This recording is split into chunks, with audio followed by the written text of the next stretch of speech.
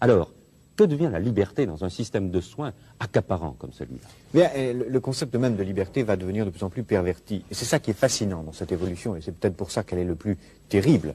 C'est qu'elle va récupérer tous les concepts, y compris celui de liberté. Je dirais même y compris les idées d'Illich dont vous parliez tout à l'heure. Parce que qu'est-ce que c'est cette société de machines qui nous apprend à nous surveiller nous-mêmes? C'est une société qui dit, soyez libres, débarrassez-vous du médecin, soignez-vous vous-même, sortez de l'hôpital, ce que dit Illich. Et autrement dit, elle va, sous prétexte de liberté, sous prétexte d'autonomie, créer les conditions de l'aliénation la plus formidable, qui est en quelque sorte l'aliénation par soi-même, volontaire, à une norme imposée de l'extérieur. On nous dira, il ne faut pas fumer, pas conduire, pas boire, mais aussi pas avoir tel gène dans sa structure héréditaire.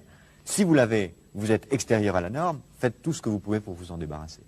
Et autrement dit, on fera que ce qui est la forme absolue de la dictature, que chacun d'entre nous ait librement, entre guillemets, envie d'être conforme à la norme. Que chacun d'entre nous ait librement, entre guillemets, envie de se comporter comme un esclave. Et ce qui est la forme absolue de la dictature, puisqu'on fera que chacun d'entre nous aura envie d'imiter un modèle, une copie, une sorte d'idéal standardisé qu'on nous imposera de l'extérieur.